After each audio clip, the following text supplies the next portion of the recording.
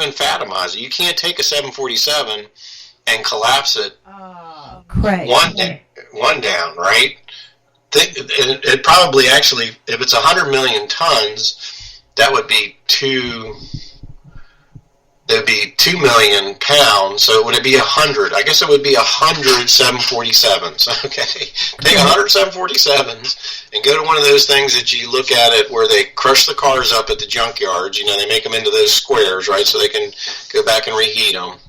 All right. Can I interrupt you a minute? Yeah. You are going to shoot me. I just realized that, thank heavens, somebody was tuned into Fringe Radio, and they told me that I didn't have any sound coming out. So, for this whole time, nobody has heard us. Oh, no. Wait, now, yeah. So my recording just started kicking in now. Darn. Okay, so oh my you mean goodness, start... Craig. Oh That's my okay. goodness. I am so sorry to you. I'm so sorry to Pam. I'm so sorry to my audience. Oh my goodness. I do believe they can hear us now, and I was wondering what the problem was.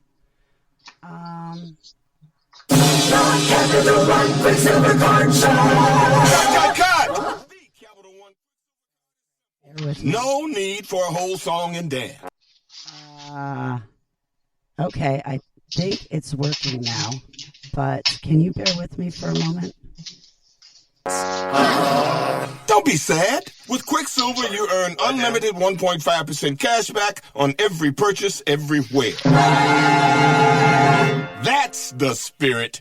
The Capital One Quicksilver card is simple, unlimited 1.5% cash back. What's in your wallet? Terms apply. Sorry about that. I'm still testing this. Let me know when you want to, if you want to get back over from the start, we can do that. Holly, Boy, it's up to you. Craig, I am so sorry. Let's see. This should play on my main speaker. Now let's see. The speaker software is lighting up. The colors are going up and down. And can you hear me okay, Craig? I can hear you, yeah. Okay, so I have that. I can't believe this. Oh, my goodness. All right, so all of my settings are right. Speaker's working. Skype is working. And I believe that this little gadget of the equipment that they gave me is working, although I don't know what all the knobs mean, so I'm going to have to play with them, I guess, at some point in the future, not right now. Craig, I deeply apologize to you. But yes, would you mind starting from the beginning, if you have time, that is? Yeah, we can do it again. That's all right. Hey, second time we'll get it. There's so much information here. I always leave things out, and I've been taking notes the whole time, so I am so sorry to you. Please forgive me. I feel like such an idiot. I apologize. This whole morning, boy. No, that's okay. Maybe we can. Maybe I'll have a better flow than I was having before. So. Oh, I thought you were doing great, Craig. I was sitting back taking notes and everything. I love your testimony. So thank you so much for taking the time to even want to do this with me. I'm so grateful. Okay. So are we ready to go? We're ready. Okay. So we were finishing up. We were talking about why the sun, we called it climate chaos, why the sun is the driver of our climate, not CO2, because that's the big debate, right? That's what's going on in the world about the Paris Climate Accords, that we got to save the planet. But because the sun is all the mass of our solar system, it's the only and predominant source of what's going on with our climate. Okay, that doesn't mean that the ocean currents and those types of things, the El Nino, those are all parts and those are all factors. But even those are tied to the sun. They're tied to the output of the sun, the strength of the sun, and they're also tied in the electromagnetic field, which we'll try to talk and we'll try to explain that a little better. But what got me into all this initially was seeing all this very unusual weather events, or hearing about volcanoes going off and earthquakes. And of course, if you go and you look at Matthew 24 and the Olivet Discourse of what would be the signs of the return of Jesus Christ, okay? Because the whole Bible is based on the premise of the return of Christ, okay? Not that he didn't come the first time, but that he left things in a point to be able to spread the gospel. But there was going to be a point in time when he was going to come back and take control and dominion and establish the kingdom. So when I started looking at this, I started putting together some of the things. And I just, I didn't go over this first time, but I'll just read to you. This was back in 2019, all right? And you'll see this. And with the Weather Channel, you'll hear unprecedented. Well, this is unprecedented, and this is unprecedented. And we had talked about you almost have to go and look up these words that they use on the Weather Channel. Now, this just happened this last week, but it's happened over the last couple of years. It's happened once or twice, even in the United States. It's called a Fujiwara. What's a Fujiwara? Well, it's when two cyclones, which are basically two hurricanes, right, join each other and one swallows the other one up. In other words, instead of having two big, huge hurricane systems, they converge into one big mammoth one. Well, that just happened this last week in Australia, and it did devastating damage to there. And Indonesia, where a lot of people were killed from one of the other cyclones before it merged into what happened in Australia.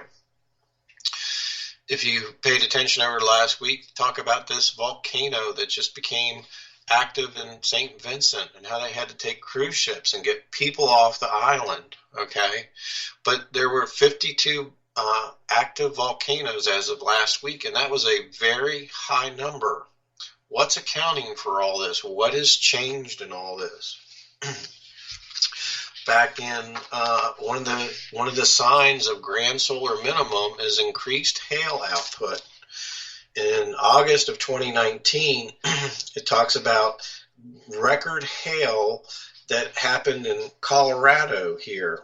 It says 5 inches of hail happened.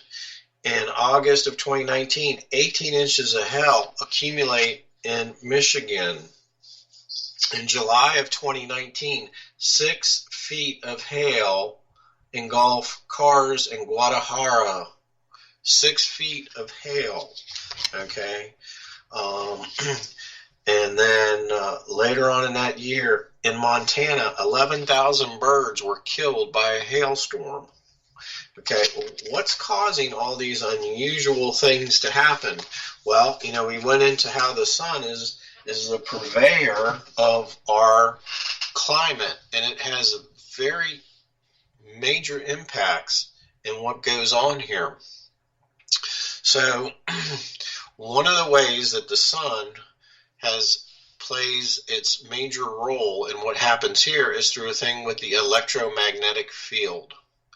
What is the electromagnetic field? Well, let's go. If the listeners are at their computers, if you go to the computer and you put up, let me see if I can do this. I don't want to lose you while I'm doing it, but let me know if I do. Okay, no, you're good. Go to Bing and type in, what are the 4 forces in nature?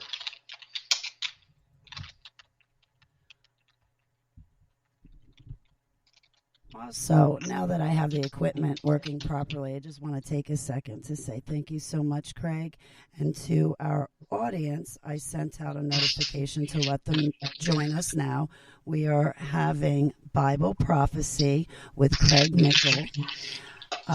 It's Climate Chaos Part 2. So thank you so much, Craig. And again, I deeply apologize for before, because you spent a lot of time and worked really hard for this broadcast, and I did not mean to waste your time by not having my equipment and settings properly working. I'm new to broadcasting, wet behind the ears, and it definitely shows. So again, Craig, I'm so sorry, but to my audience, welcome. You'll be joining us for Bible Prophecy and Climate Chaos Part 2 with Craig Mickel. So thanks again, Craig, and I'll turn the mic over to you. And thank you for your patience. I'm so sorry. That's okay. No problem. So, you can, people that are listening, they can write notes or they can follow along. You can just go up to your search engine and say, list the 4 fundamental forces in nature, and this is what will come up. You have the strong nuclear force, the weak nuclear force, the gravitational force, and the electromagnetic force. Let's break that down. The strong nuclear force and the weak nuclear force are at the tiniest of tiniest that we can get to. And when we get down to the atom, and what's at the atom? The nucleus is at the center, and you have electrons and protons that go around the nucleus, right? Those forces, those electrons and protons have positive fields and negative fields, and they spin around that nucleus. I don't even know how often it goes around. I mean, just at lightning speed, let's put it to you that way. Okay. And what it is they never peel off into space. They always stay around that particular nucleus. This would be one of the laws of nature that you would hear. Okay. But what you can tell is those forces are very tiny electromagnetic fields. I mean, we can't even see them, right? We have no microscopes that see them. We detect them in disturbances in the electromagnetic field. That's how we know they exist, all right? So then the next force is called the gravitational force. Well, let's think about this. Well, what's gravitational? The gravitational force is things that atoms hook onto other atoms and they become molecules, and molecules actually make something. So let's give you this example. What's water called?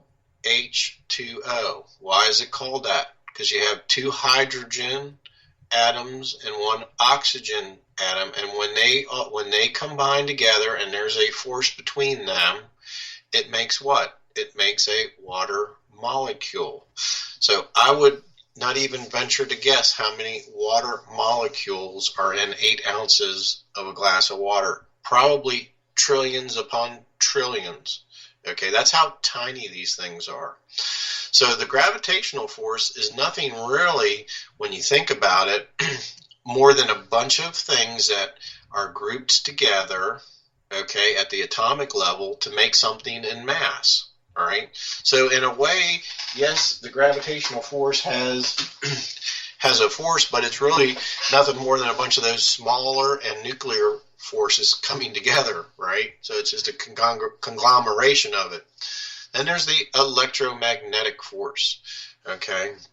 And the electromagnetic force is the attraction or the repulsion of that field. That's gravity, okay? Gravity can only combine together. It can't repel, okay? So the electromagnetic realm, you can have 2 positives, right? If you ever had magnets, right? You had a positive magnet and a negative magnet. What's that? They pull together. They attract. Well, if you have 2 positive magnets, they repel, or 2 negative, they repel away from each other. So so those are the 4 fundamental forces in nature that we build all of our science off of and all of our understanding off of. Now, what's interesting, which is like a mic drop moment, and it really helped me to realize this electromagnetic realm and to really ponder. These things take time in your mind to work out and to parse it in a way that you can relate to it, because it's so vast. But when you look at these 4 forces and you take the gravitational force and you compare it to the electromagnetic force, all right, on a 1-to-1 scale, the gravitational force compared to electromagnetic force. The electromagnetic force is 10 to 35 zeros stronger.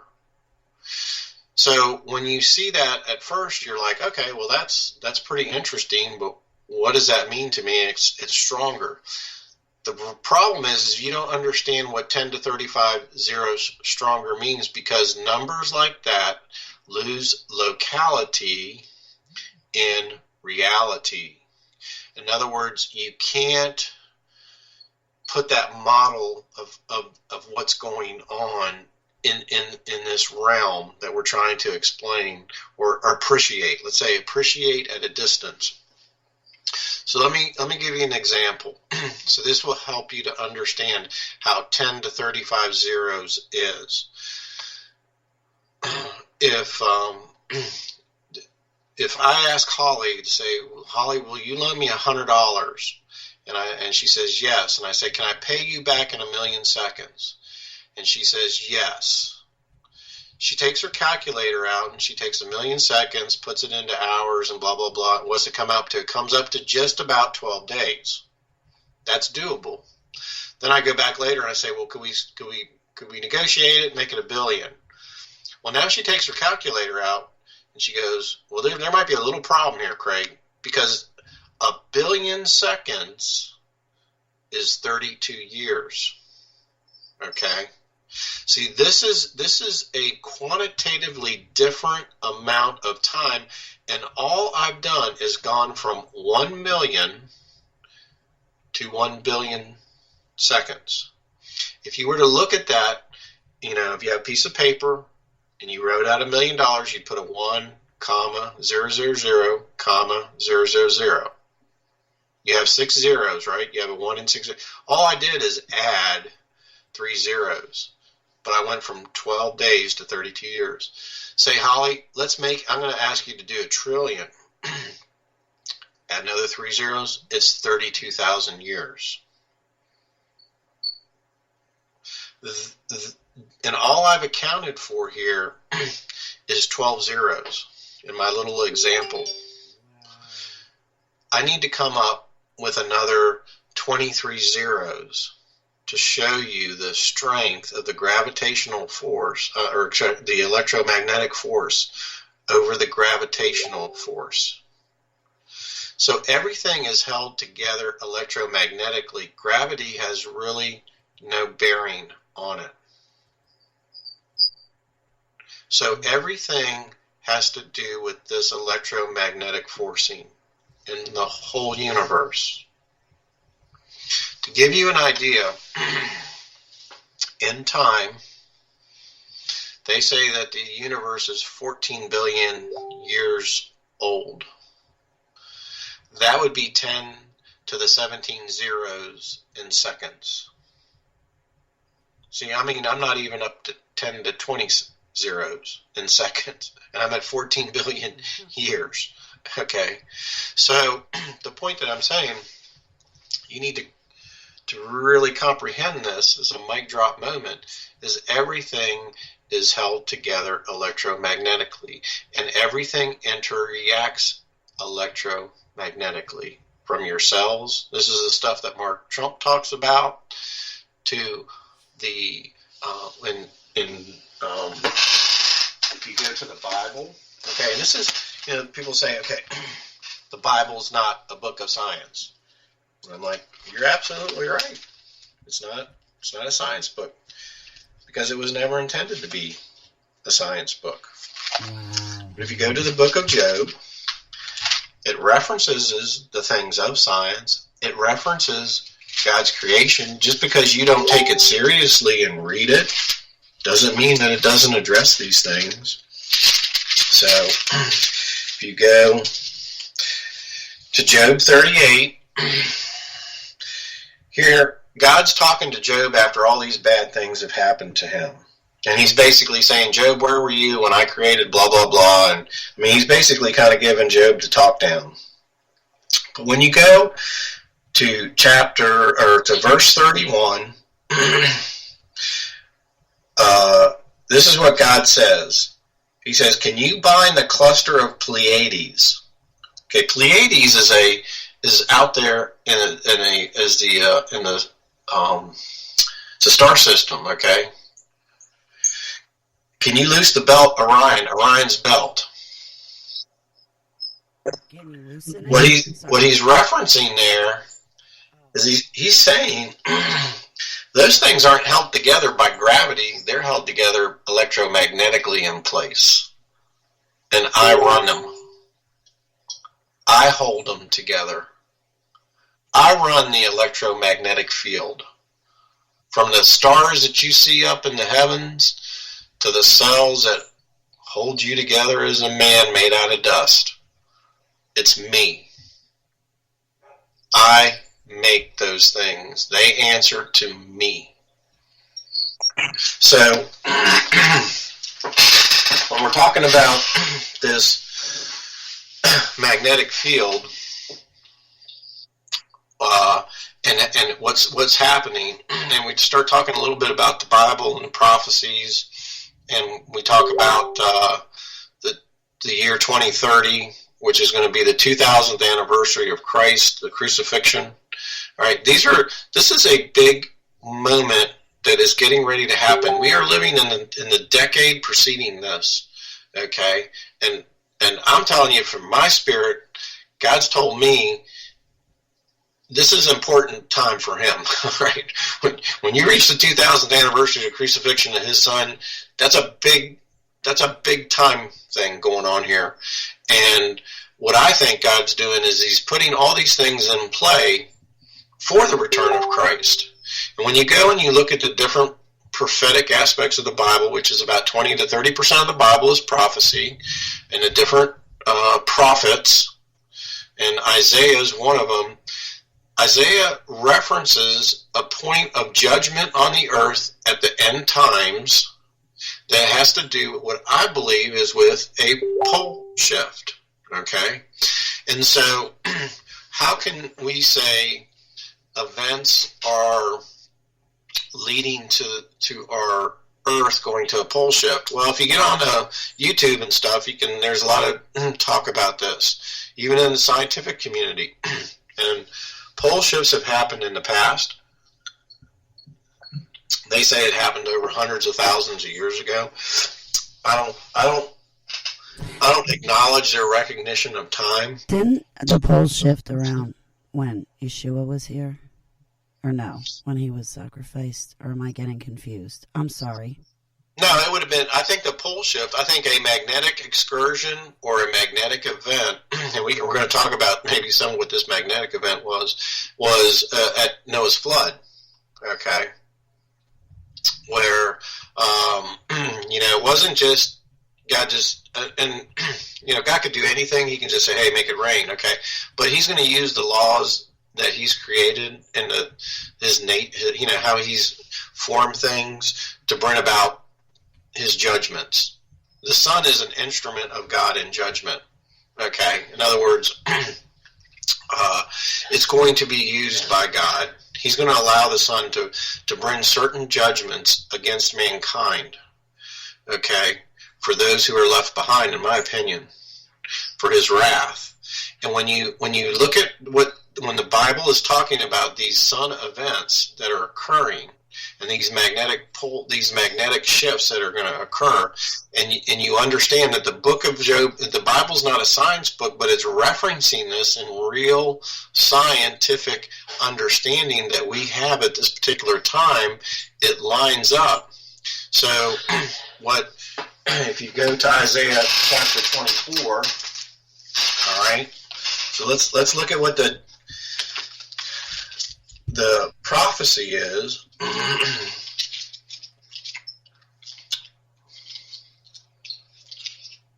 Returning. And one thing that we have to do when prophecy is not necessarily the easiest thing to interpret, okay? Because you have to put it at time and place. You have to see if it's happened in history. You have to see for who it is written to. Okay, so it's like who, what, where, when. Like if you ever go to solve a mystery or something like that. Who, what, why, when, where, how. You have to answer these particular questions. But one of the things in the Bible that really, the writer, which this particular writer would be Isaiah, the Bible is made up of 66 different books, okay, by 40 different writers. It's not one book. It's an accumulation of books by 40 different authors that all are put together to tell the story that God wanted told. And for us to be able to have something to be able to discern and to look towards to find out the answers. May I add something, or actually ask something? Wasn't it like you were saying there were 40 different authors, but some of those authors never met each other, and yet they carried Yeshua's gospel through, what was it, like a 1,500-year time span, and all of those books, when you read the Bible, holds steady Yeshua's message. I don't know. I'm not explaining myself very well, but I thought I heard something like some of these authors never even met each other, yet they carried his gospel the way, perfect, every I dotted, every T crossed. Well, that's right, because, obviously, Moses wrote the first 5 books. He's been credited with that, but, he's a lot different than Paul or John, okay? And what they did is they basically, they all were different, but they were all inspired by the Holy Spirit. In other words, they actually either had a personal interaction with God, and when someone says in the Bible, "Thus saith the Lord," okay, that's like coming out of the mouth of God. I mean, that's like, okay. So, but then people will write on behalf of what God, through the providence of God in their life, they write the things that God wants them to say for us to have in posterity for the future generations, so we can understand the nature of God. Holly, look at it this way. Let's think of the Bible this way. Maybe this will help your readers. Okay, say you. Hey, maybe you did. You had a famous life, Holly, okay? And, all this information of your life is out there. And someone comes to you and says, "Holly, I want to do an autobiography of you. And I want the permission to write the book. And would you review my book that I write about all the information that I get about you, and then I can sit down with you over time and hash it out and talk to you, and then I'll submit it, and you can edit it, and then we'll put it out as a book." That's kind of what God did. He had someone write the book about what he wanted said, and he authored it through the Holy Spirit. The Holy Spirit was the editor, okay? And just like someone could write a book that would describe what you want someone to understand about your life and your experiences, and you would acknowledge as truth. That's what the Bible is. I like that description. Thank you, Craig. Right. And so that's why people need to take the Bible seriously. Even if you don't understand certain parts of it, that's okay. All right? You have to keep digging and finding and asking these questions. One of the hard things, I was very difficult is, why do these men, women, and kids all have to be killed over here, but then you're not supposed to kill anybody over there? It didn't make sense. But when you come to what appears to be a contradiction in what you understand the nature of God is, it's not a problem with God, it's a problem of your understanding of God and the application of what the story is and the background that's going on behind it. Okay? And so don't, say, well, God's this kind of God, or he's that kind of God. And he's, if God's all that, why did he come in, human flesh through Christ to redeem man? I mean, if he's just this one that wants to kill, he's trite, he gets upset, he has a bad day, and I'll just wipe off these people because I just don't feel like it. That's not God's nature. There's a bigger story that you don't understand. You're going to have to be patient and understanding and dig into it and find it. But God will put people in your path, or books or information in your path, to answer those questions. It might take time, but he will do that. That's his nature. He wants to be found by us. Okay, he's not a God that just wants to sit over here and he don't know anything about me. Just know that I'm here, worship me, and I'll just be over here and you be over there. That is not the God of the Bible. I like how you explain him. Thank you. So when you go and you start hearing, in that day, in the latter rains, in the day of the Lord. Well, which day is that? I mean, there's lots of days, but is there a day of the Lord? The great day, on that day. Okay, so what I'm saying is as you look at the people who are writing it, they actually, there's a pattern that when they use this type of wording or phraseology, it's referring to the end times. It's not a time that has happened. It's a time at the very, very end. Okay? And so in Isaiah 24, it starts out this. It says, "Behold, the Lord makes the earth empty and makes it a waste. He distorts its surfaces and scatters abroad its inhabitants. It shall be as with the people, so with the priest." Okay, so has God distorted the surface before? Well, he probably did when it was Noah's flood. Okay, is that what this is addressing here? What I want to get you to is this point where we're going to talk about what's happening with our magnetic field and what I believe is the impending pole shift here. Okay, so when you go to verse 16 of 24, it says, "For the ends of the earth we've heard songs, glory to righteousness. But I say, I am ruined, I am ruined. Woe to me, the treacherous dealers." Okay, we're going to talk about who these treacherous dealers are because I think it answers it at verse 21. It says, "The treacherous dealers have dealt treacherously. Indeed, the treacherous dealers have dealt very treacherously. Fear and the pit and the snare are upon you, O inhabitant of the earth." Well, who's inhabiting the earth? Okay, I think that's a reference to Satan, who is thrown down to earth. "And it shall be that he who flees from the noise of fear shall fall into the pit." Well, what's the pit?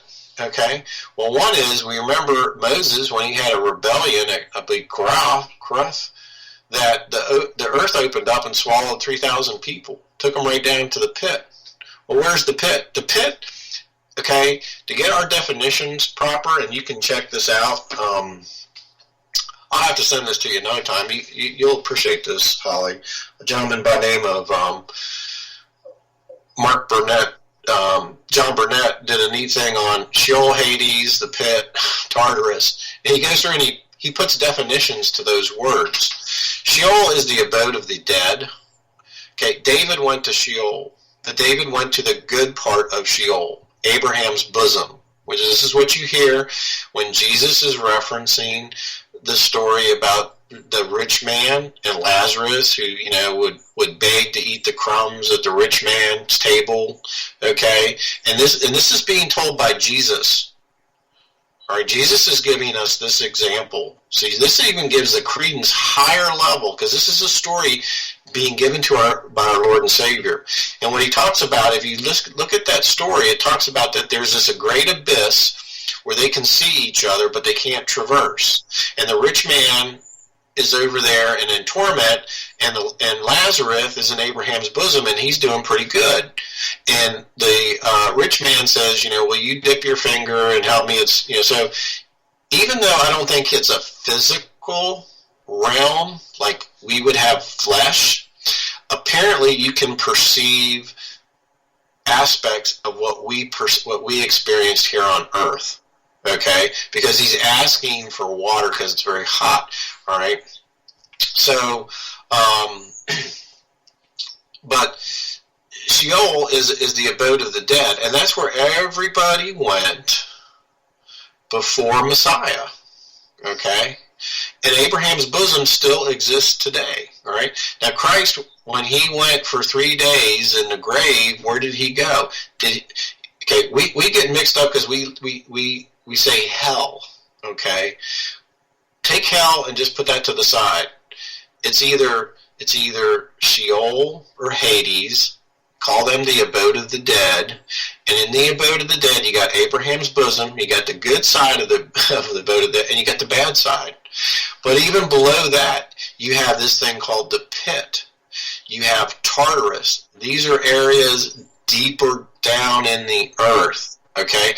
These are where the Nephilim, the fallen angels, the others are held spiritually inside the core of the earth. Okay? And one of the things that I think about was we talk about this magnetic excursion. It talks about the 4 great angels held by chains underneath the river Euphrates. I believe they're being held there in an electromagnetic force that keeps them in their place. I was wondering how they weren't getting out. Right, but what happens if and we're going to talk about it, our electromagnetic field is waning drastically. Our electromagnetic field is going to pot. What's that going to do to those guys down there being held? The Bible would call it chains. Well, yes, okay, for us, that makes it easy. We can understand a prisoner being held in chains. What they couldn't understand back then is they didn't understand electromagnetically that the force of God, who is the highest force of all things, remember, the electromagnetic force is the stronger of all forces by 10 to 35 zeros, could be keeping them in place. In other words, think of it like Star Trek, right? Remember when they would put you in the prison, they would put the door there and they put that electronic field where the prisoner couldn't get out of the jail area, like they'd hit that. Yes. Right, okay. Well, I think that was the face-off, right, in that movie, where they would just flip a switch and the prisoner's feet would be stuck in place and they wouldn't be able to move or run away. Mm-hmm. Sorry, but go on. These are electromagnetic fields, I believe. I believe that this is what the Bible is really addressing. And until you understand the electromagnetic field and that it's the strongest of all forces, well, if we found that out, well, what's the most strongest force in the world, in the universe? But God, right? So does God have some aspect of this electromagnetic realm? I believe he does. I believe the spiritual realm has forces of the electromagnetic field. That's why when Jesus said he saw Satan falling like lightning, all right, he wasn't just talking about, a flash of light. Yes, but what's lightning? Lightning is a disruption in the electromagnetic field. And it was falling. Okay? So what I'm just trying to say is I can't tell you how it exactly looks. I can't bring you the book that this is this and this equals that. I'm just saying I believe the illusions that we're talking about here have some sort of applicability in the spiritual realm. And the more that you go and you look for that in the Bible, the Holy Spirit over time, if you're diligent and you're worthy, will reveal these things to you as you read your scriptures and say, well, this is what this was really talking about. You read it 500 times and you missed it. But now I'm going to share it with you. Thank you. Right? Amen. That's our Lord and Savior, right? Yes. So, anyways, the fear and the pit and the snare are upon you, O inhabitant of the earth, and it shall be that he who flees from the noise of fear shall fall into the pit, and he who comes up from the midst of the pit shall be caught in the snare. And it says, for the windows from on high. Remember in Genesis 7:11, I will turn to that. You don't have to turn with me. I'll just read it very quickly. And this is what I was doing on Coach Dave. I was trying to explain this. It says, verse 10 of Genesis 7 says, it came to pass after 7 days that the waters of the flood were on the earth, in the 600th year of Noah's life, in the second month of the 17th day of the month, on the day that the fountains of the great deep were broken open and the windows of heaven were opened. The windows of heaven. That's not rain clouds. It could be spiritual electromagnetic fields that are tied to God, okay, that are open, okay? So, anyways, it says, and the fountains of the earth are shaken. The earth is violently broken. The earth is split open. This is in Isaiah 24. The earth shall reel to and fro like a drunkard. Okay? Whenever I see to and fro in the Bible, this is what I think of usually. I think of Satan, because whenever God seems to be talking with Satan, he says, where have you been? Going to and fro the earth. Going to and fro, to and fro, to and fro. Okay. Because Satan, I believe, has been cast down on earth at this particular time. He's the inhabitant that God's talking about. He and his followers who have rejected Jesus Christ have done everything to deny the authority of God in his rightful place as the Most High, and have denied the redemptive covering of the blood of Christ. They're getting their due. Okay? So the earth shall reel to and fro like a drunkard, and shall totter like a hut. Its transgression shall be heavy upon it, and it will fail and not rise again. It shall come to pass in that day. Okay, notice the verbiage. In that, we're talking about a particular time. And it's a time that has not happened yet.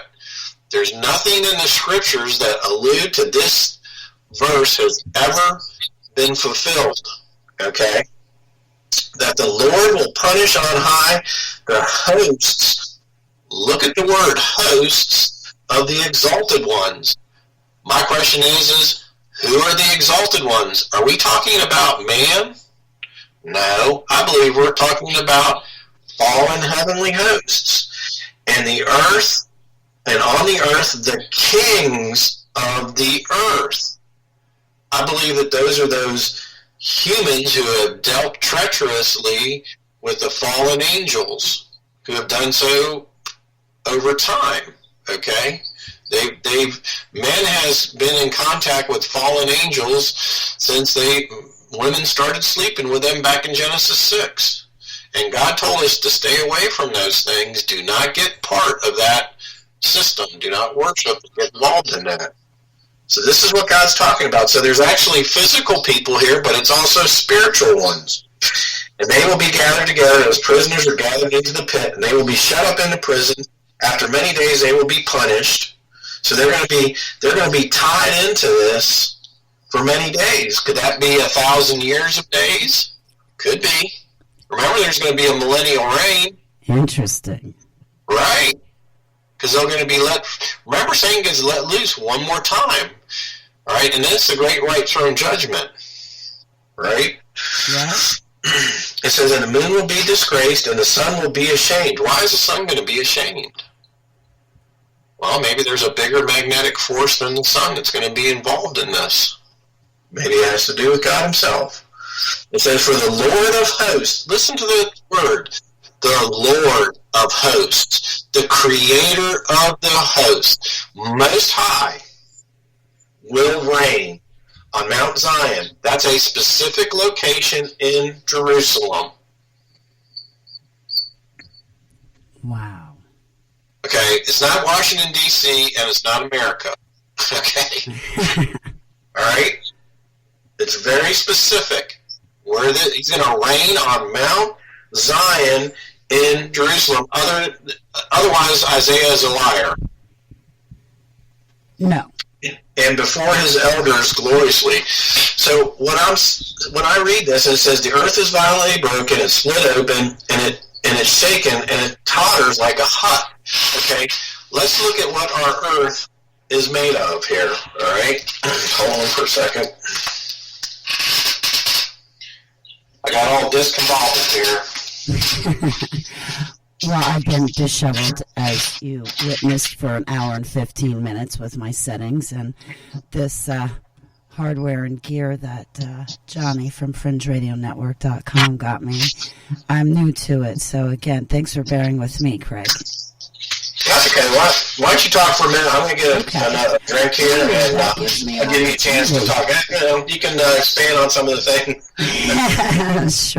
Sure. And you've been sitting there for like a solid over 2 hours now, Craig, so please, by all means. Well, for my guests, sorry. I think my output level is working. Wait. Oh, well, while Craig is taking a break, I want to say thank you to Johnny McMahon from FringeRadioNetwork.com. You totally rock. Thank you so much what you did for me. I really appreciate it. Johnny, you totally hooked me up. I have to wear a headpiece and a headset now. I got a mic, so now I can pretend to be a famous singer in my living room and do karaoke and pretend that millions of fans are like clapping for me. And you got me this little nifty mixer board that I have to figure out. But thank you so much for the gear, Johnny. I really appreciate you doing that for me. This is such a huge privilege and opportunity just to be broadcasting from your platform. So thank you again for the hookup, and may Yevav bless you 1,000-fold for what you've done for me. And also, Johnny loves our guests. So again, Craig, thank you so much for sharing your research and knowledge with us. I always walk away from listening to you feeling like my IQ has increased points. So I want to thank you again very, very much. Okay, I think I'm ready here when you are. Okay, I'm ready. Go right ahead. Okay. All yours. So we're talking about the Earth tottering around like this drunkard person. All right, so let's think of the globe. We all know what the Earth looks like in this globe. We all know that we sit at this axis point at 23.5 degrees, spinning around in this circle, okay? But what is the Earth made of, okay?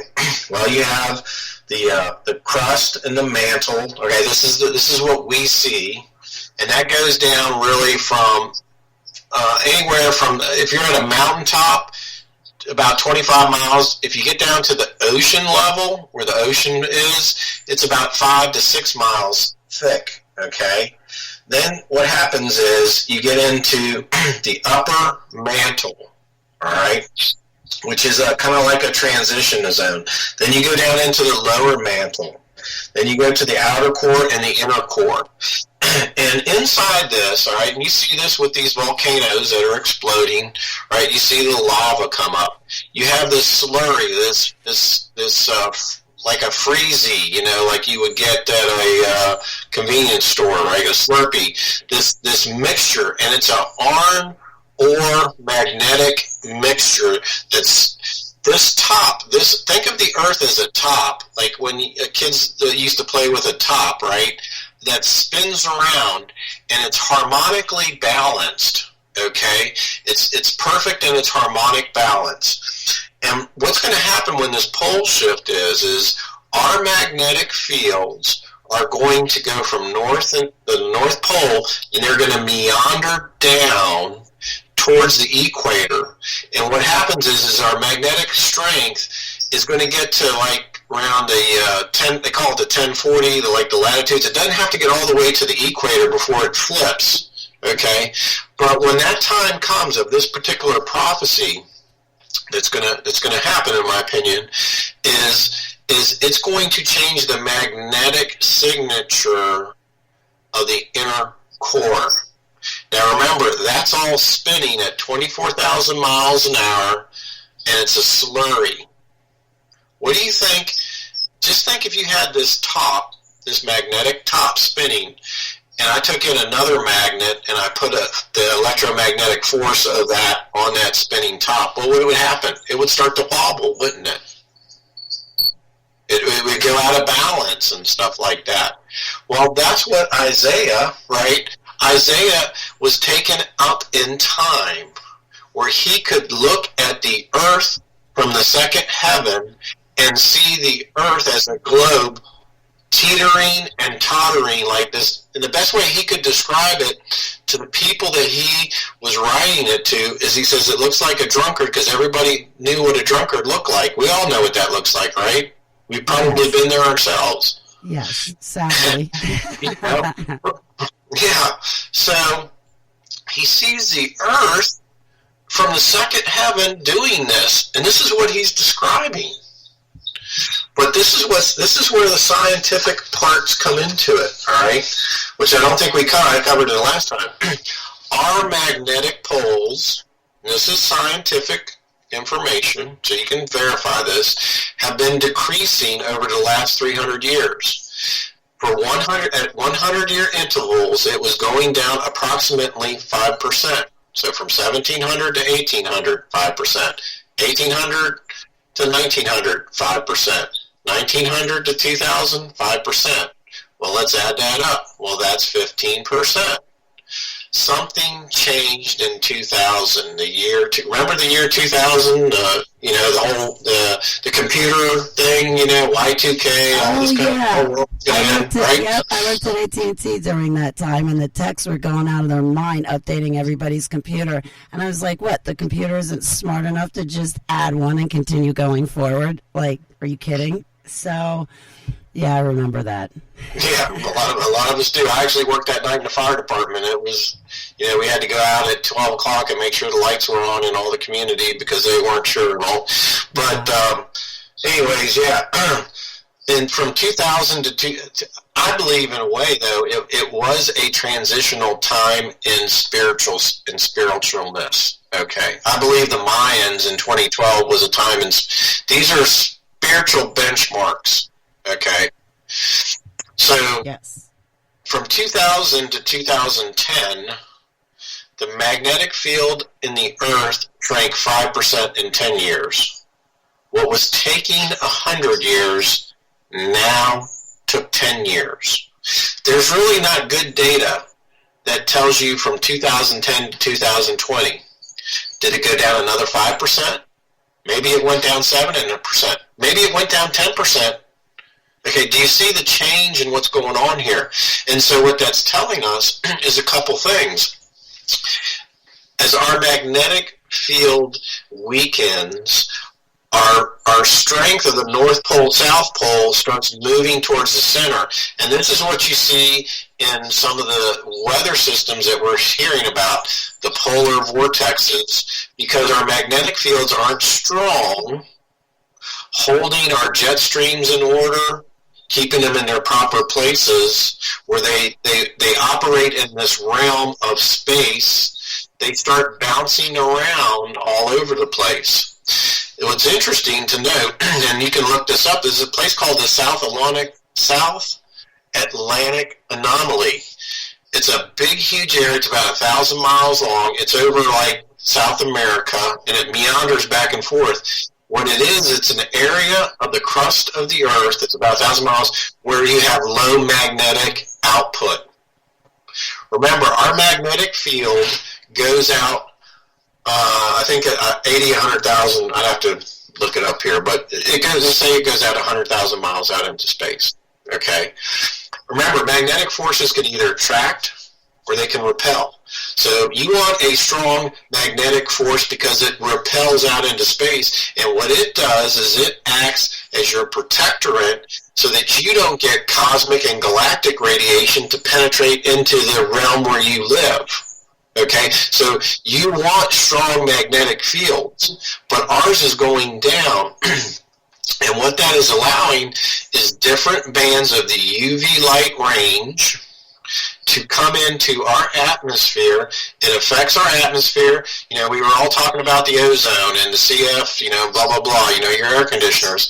Well, that played a role with it, but what they really weren't alluding to some of the problems was it had to do with the magnetic field of the sun, our magnetic field of the Earth, protecting the ozone. Yes, those things had a play on it, but they were adding to a problem that wasn't the essence of the problem. The essence of the problem was our magnetic field was shrinking back in that period of time. That's why they got all freaked out. Okay, so when we were talking earlier, let's look at this thing over time. For us that are older, okay, people won't, if you're in your 20s or 30s, I'm almost 60, so that you didn't experience the things that we did in life, so your comparisons are going to be narrower. Doesn't mean that you're smarter or I'm better or whatever. I'm just saying is you can only compare what you've experienced in life. So in 1980, I went to Florida State University.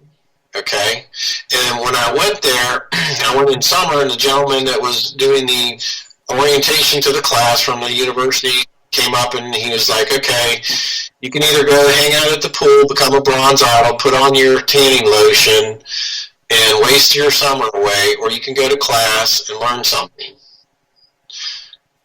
Well, do you remember back in 1980 we used to put tanning oil on? What started happening in the 2000s and stuff? We started putting SPF. We started protecting ourselves from the sun. Yep. Why do you think that was? Because our magnetic field. Do you see how this starts making sense in real time and real examples? And then if you go back and you look at what people were selling for SPCF back in the early 2000s, go look at what they're selling now. SPF 100. That blows my mind. It's that frog syndrome, isn't it? Like if the water just kind of keeps heating up incrementally, the frog never jumps out of the pot. Right? It never feels it. So probably in about 2 years, we should be up to SPF 1000. Well, when the Bible talks about men being scorched by the sun, right? Do you remember reading that verse? Yeah. Now that makes sense how that's possible and what's... Yeah. Right. If you don't have a magnetic field to protect you from the sun, right? if it's really, really, really decreasing, makes a lot of sense. And thank you, CERN, for contributing to that as well as God. It's great. Right. And so let's tie another verse in while we're here on this point. Let's turn to Revelation 6, or 6 seal. So it's around 6, Revelation 6.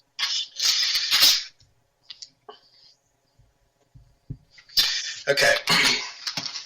So this is where the book of Revelation, all right? And see, here's, I went from Isaiah in the Old Testament. Now I'm in to the book of Revelation by John the Reveler, right? I'm in chapter 6. Okay, and these are the seals. Remember, it starts with the seals. And I taught Revelation. It took me 5 months to go through my class on Revelation. I might not do accurate, but I do serious Bible study. I'll put it to you that way. I don't breeze through it. I would love to do a Bible study with you regarding Revelation. Well, I'm gonna start a Zoom class called Gleanings. It's gonna be a Bible study called Gleanings. So maybe we'll do that. You can jump on board. Absolutely, and I'll definitely send out the link too, so other people can not perish. We can all get educated. That's right. And the thing is this is my whole precept. I don't want to tell you what to think. I want to teach you how to read it. Because you can figure it out yourself. You need to understand what it's trying to tell you. you need the parameters of what the writer's trying to explain, and if you get a little bit of insight into that, you can do this on your own. It's not. God didn't make this where nobody can understand it. That would be pointless, wouldn't it? Can you imagine? Why would you make a book that you basically made that nobody can read? Right. Right. Doesn't make any sense. I'll be honest, I had such bad nightmares growing up as a child, and my mother was only into counselors and what they had to say, but when I was 16, I bought my first Bible, and I do this with everything. I flip to the back, read it first, and then go to the front and begin. But when I bought the Bible, I opened up to Revelation and read that first, and all of a sudden, all of my nightmares made complete sense after I read that. It was like a big weight was taken off my shoulders and everything made sense. Mm-hmm. So, Sorry to interrupt. No, please do. I mean, hey, people get tired of listening to me. But that's why you're on, Craig, is because people want to listen to you. I know I do. I know, but I can get to talking, and then I feel like I like engaging with it. But I tell you what, see, in the spiritual realm, okay, and the little bit I do know about you is you have different experiences in the spiritual realm that most people don't, and so you can be outside time and space, and as far as understanding by the things that are coming to your mind. Okay, yeah. God, the Lord can reveal these things. Okay, He has in the past to different people in the Bible. And, that's probably an area that in one way, you would probably maybe say it's a blessing, but it's a curse at the same time. Yeah, it is a blessing and a curse at the same time. Yeah, it's like. Yeah, it's nice, but the reality is, I could do without it too, right? But it depends on what the Lord wants you to do with it. He's got a plan for you. He's got a plan for me. It's just being obedient to the plan, embracing it, seeking after it, and walking in it. Exactly. If you can do that, you're going to be okay with the Lord. If you repent and you walk with Him, He's not asking you to solve world hunger. Right, exactly. But with Him, I feel like I live things 3 times in a row because he'll give me a dream about something, so I'm dreaming it, feeling like I'm living it in the dream, and then I wake up the next day, and I get to live every day with that reminder of the dream, and I have to sit and wait for the event to happen for me to actually physically live it. So it's like each event is like living it 3 times in a row. But I'm kind of thick-headed, so Abba has to drill things into my head repeatedly.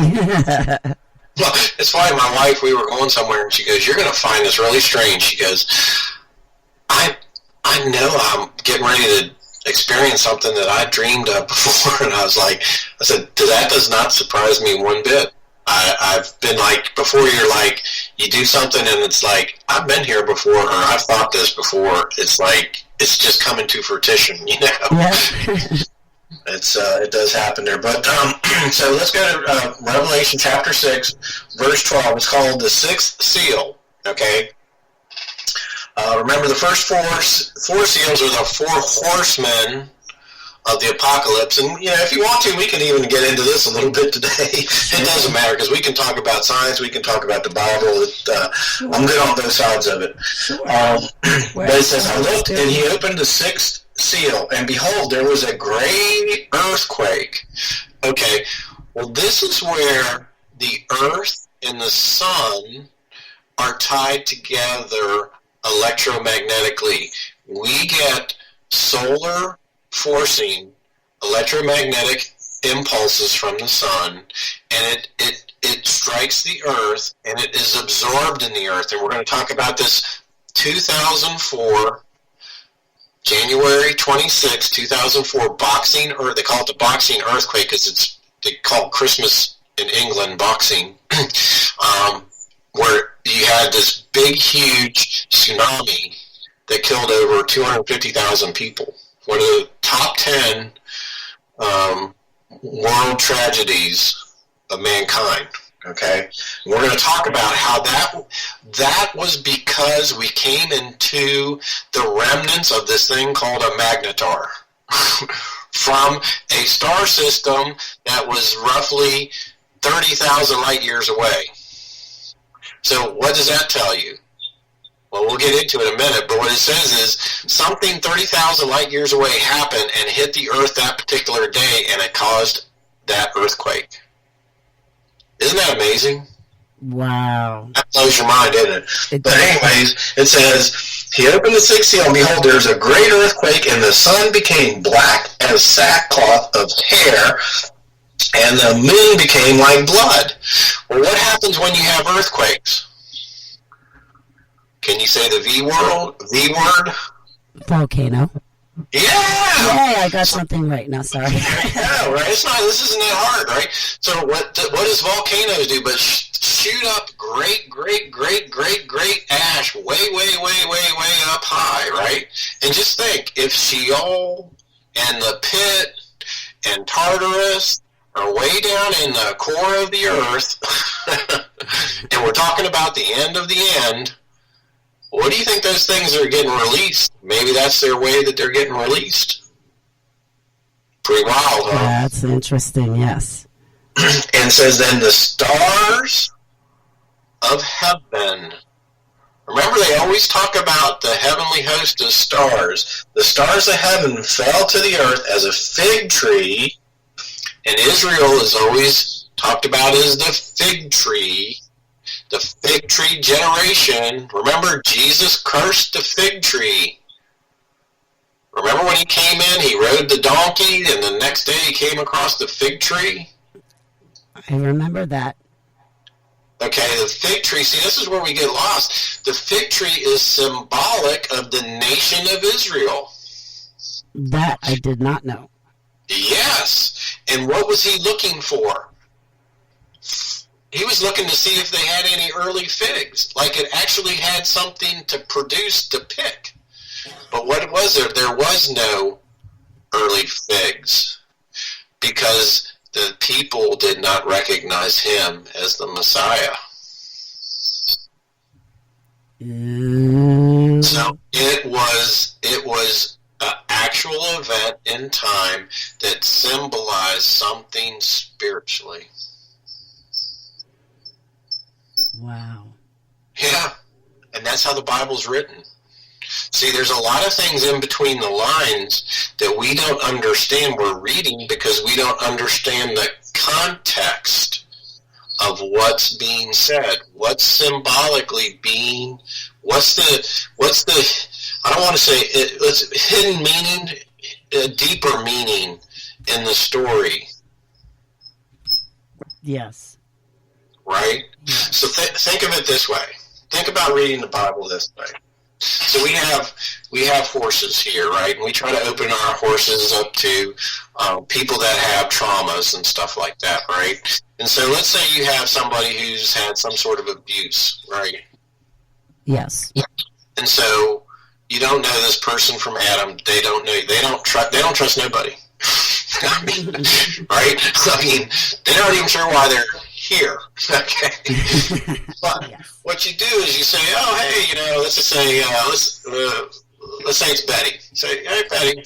Nobody's named Betty these days. That would have been back in Barney Rubble Day. But, hey, Betty, look, this horse over here is called Sam or Gracie. We have a little one named Ed. Let's call him Ed. And you know what? He was picked on by all the other horses. Where he lived before he came over here was all the horses picked on him and made fun of him, and he didn't eat much, and so we brought him over here and we gave him a little bit of this, and we put him together with Mudflap, our pig, and Tula, our donkey, and they looked after him and made sure, and he's doing well now. Okay, in reality, what I'm doing is I'm talking to Betty through Ed. I'm trying to make a connection saying that things can work out, right? Because that person's, and this person that has no trust issues. I mean, they can't trust anybody, right? But then you tell them the story of this animal here and how it got healthy and now it's running around and it's bucking and playing with all the things. It's like, your life can work out too. But I never reference it as I'm talking to Betty. I'm using the horse as a third-person mean of telling Betty something that I want her to know about her life and her potential. I like that. And this is how the Bible is written. It's written in a lot of subtleties and deeper meaning things that is really, as you read it on the surface, it's really talking about something deeper. Right, you were saying prior, I think when I thought I was recording earlier and I wasn't, you had mentioned, oh geez, it eluded me. You had alluded how when people, or you had said when people read the Holy Bible, if it's not them that's understand, or like if they have any confusion about the Bible, it's really them having a problem understanding. It's not Yud Hey Vav Hey that has the problem. So, right. If you come into and this is a Chuck Missler thing. If you come into you start reading the Bible, and you come up and you're like, wow, I like this part of God. Man, I love that part of God. But then you read this part and it's like, wow, that seems like he's different. Seems like he's a little bit trite, Seems like,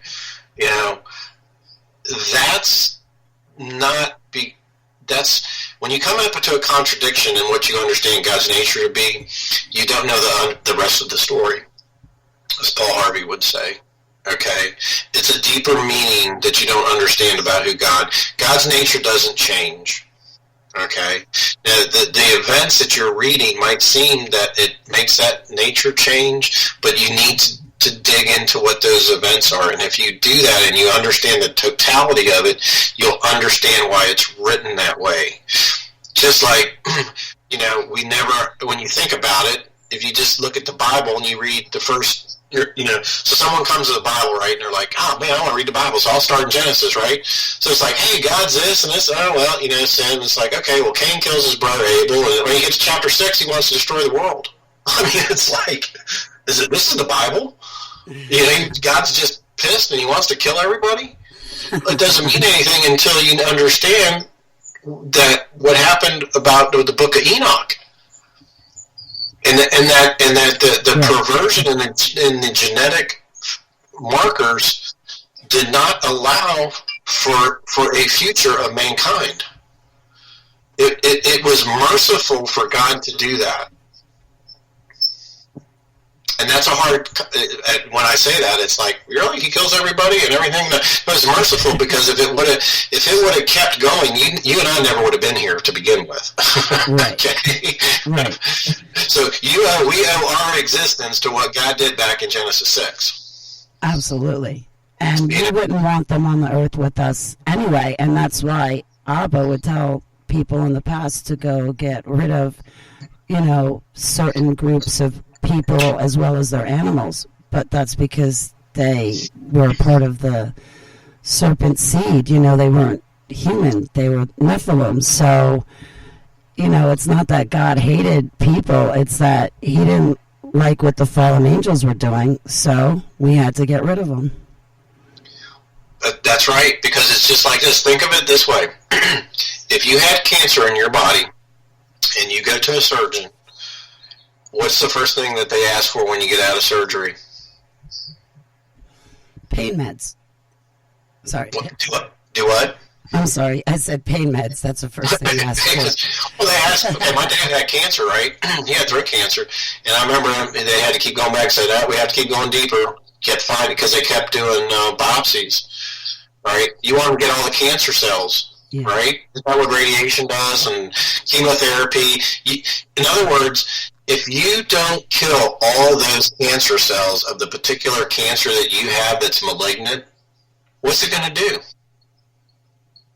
It's going to keep spreading.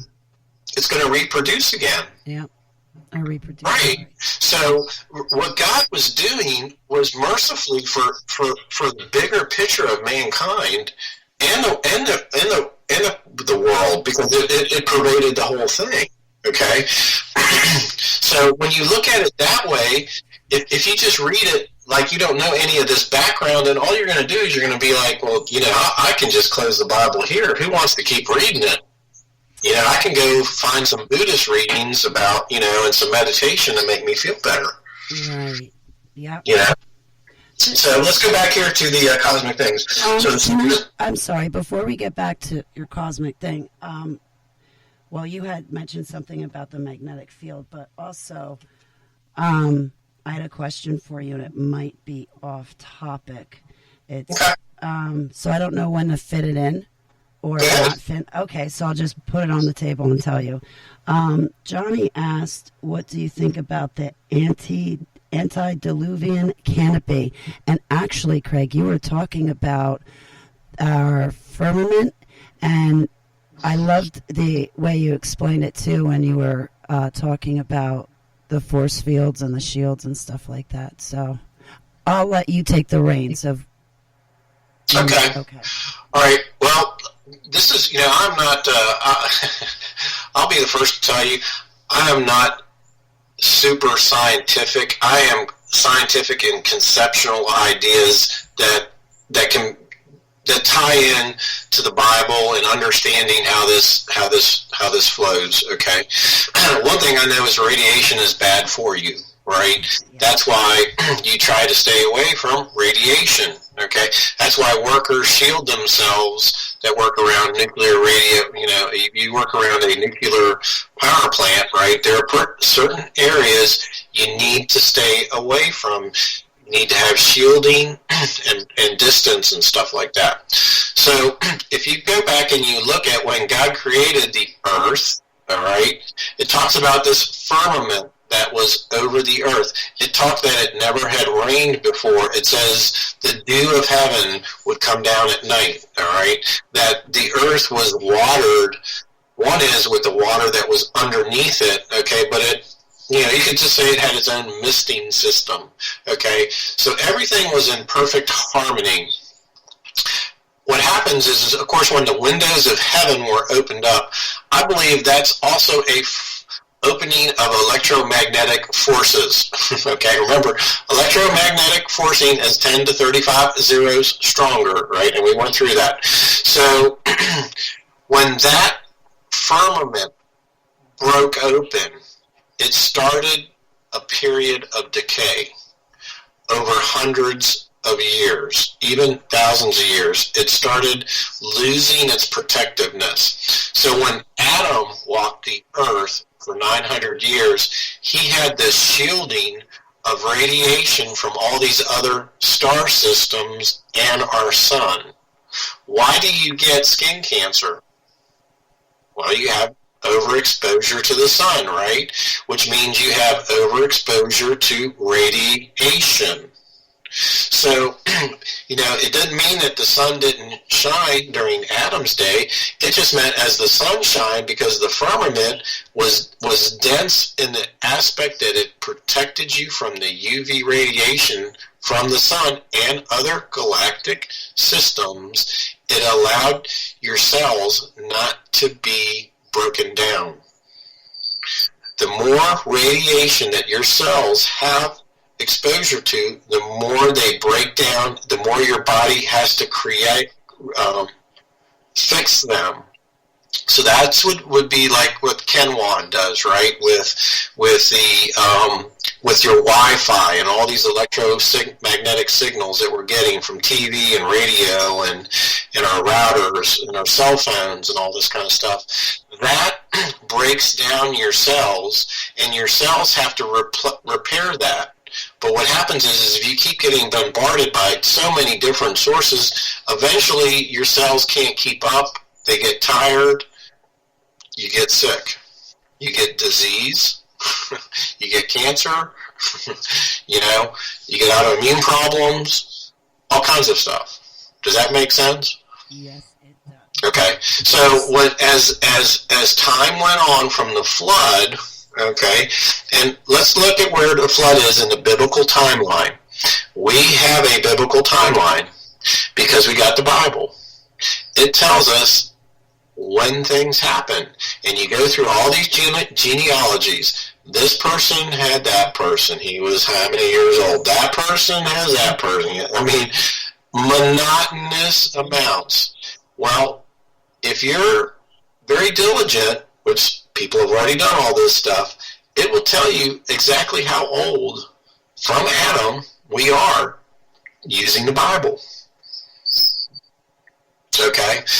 And so the flood occurred around 1,600 years after we fell out the garden. Okay? Abraham popped onto the scene 2,000 years after the garden. Okay? Roughly about 400 years after the flood came Abraham. From Abraham to King Saul, which was the first king, all right, in Israel. That was around 1050 BC. All right. Remember, about 1500 BC was the Exodus. That's the Moses story. All right.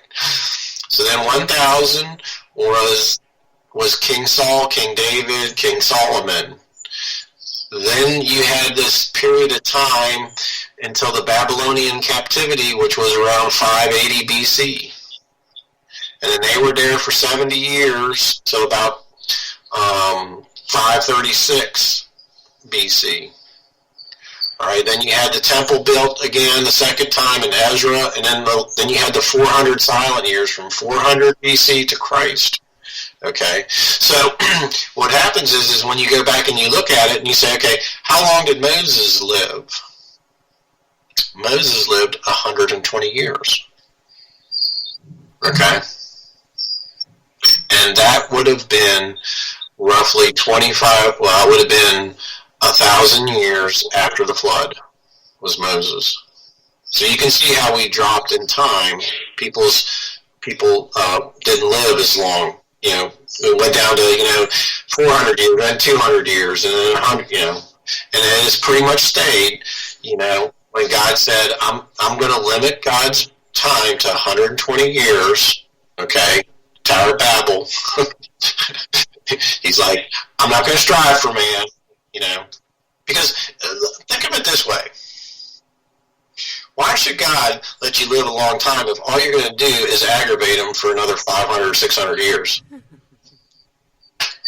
You're really being a pain in his ass. Especially the Nimrods and all the bad guys. Right. So he's like, I'm going to give you a chance, but even God has a last nerve. He has the straw that breaks the camel's back. Right? Yes, there is a last buck. there is. So does that answer that question to show you that the firmament was the protective covering to keep us from the radioactivity material from the sun and other galactic areas? And we're going to talk about this whole thing called a magnetar and why it caused the earthquake back in 2004 in Indonesia. Interesting. Very interesting. Okay, so you ready? I'm ready. Okay, and then it says it drops its lake figs, we were talking about Jesus and the fig tree, is shaken by a mighty wind. Then the sky receded as a scroll, and it was rolled up in every mountain. Now listen to this. How can every mountain and every island move out of its place? Earthquake. Earthquake. Well, yeah, but can you imagine? That would have to be a big earthquake, that would be like a global, completely around the whole earth. Well, I've got a hypothesis I'm going to share with you. Then it says, and the kings of the earth, now listen to this. Remember the kings of the earth, okay, which I believe is the physical, it's the Bill Gates and all the others, okay? It's the kings of the earth, the Rockefellers, the Rothschild, and the great men, listen, the great men, rich men, commanders, mighty men, every slave, every free man, hid themselves in caves and rocks of the mountains. Why would you hide yourself in caves and rocks of the mountains? Maybe something big was coming at you. Well, remember, we're talking about radiation, right? Yes.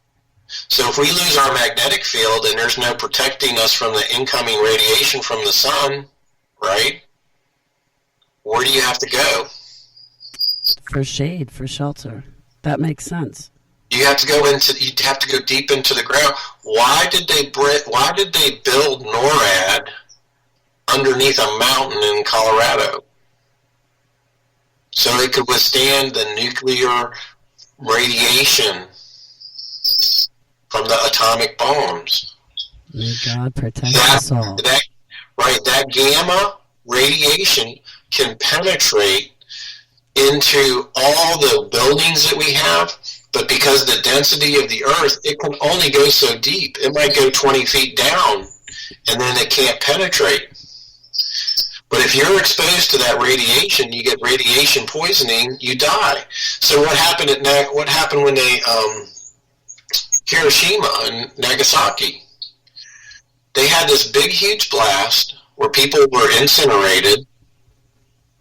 Mm-hmm. And then they had people who were on the outskirts who didn't get necessarily incinerated. I'm sure their whole worlds were destroyed, but they got exposed to what? High doses of radiation.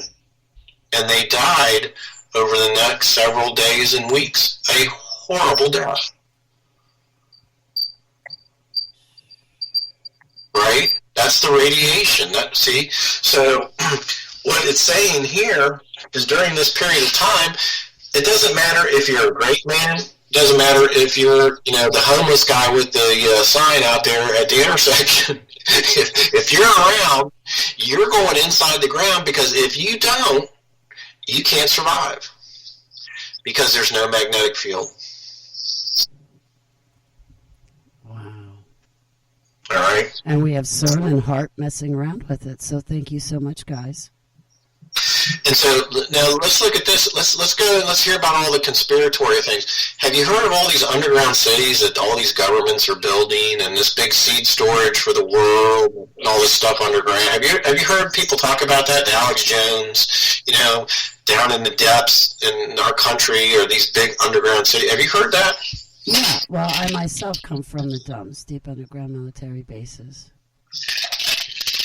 Well, if you look in the news, all these places are building underground cities. Why? Because they know the Earth's magnetic field is getting ready to take a crap. And they don't. I hope they're building me a room for my cat dog too. Well, Jesus is building you a room. It's John chapter 4. Many rooms in his mansion. Okay, because this is for people. This is for the wrath of God. Okay, this is for the heavenly host, the kings of the earth. This is for the bad folks here. Okay, all right. So now let's go back to this whole thing. Right, we said our magnetic field's been shrinking. We've said that we're getting ready to have a pole shift. We talked about how the Earth is going to teeter and totter like this. All right. But here's one more thing, all right?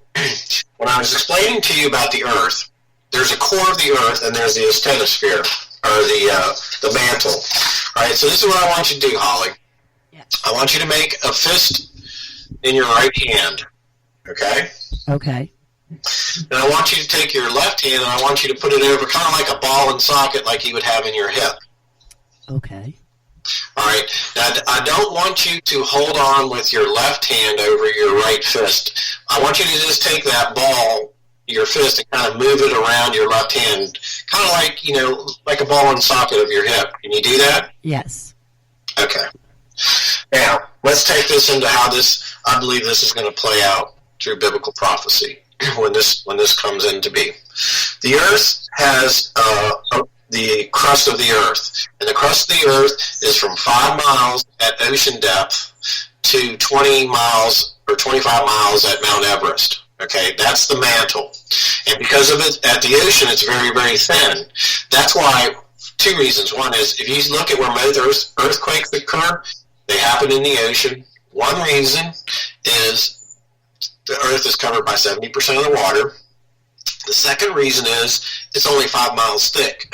All right, so think of the core of the Earth as a apple pie, okay, that has this nice, fluffy, thick crust on it.